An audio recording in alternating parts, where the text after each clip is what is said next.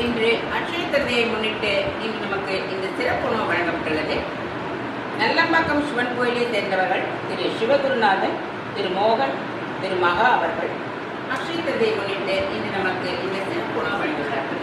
அவர்களும் அவர்கள் குடும்பத்தார் அனைவரும் மற்றும் உறவினர் நண்பர்கள் அனைவரும் வாழ்வின் எல்லா வளமும் நலமும் பெற்று சகலவித சௌபாக்கியங்களும் அஷ்டலட்சுமி கடாட்சத்துடன் தீர்க்க ஆயுளுடன் எவ்வித குறைகளுமின்றி பல்லாண்டு நிரூபி வாழ எல்லாம் வல்ல இறைவனை மனதார பிரார்த்தித்து அவர்கள் நமக்கு அளித்த இந்த சிறப்பு உணவிற்கு நன்றி கூறி இறைவனை மனதார பிரார்த்தித்து நன்றி வணக்கம்.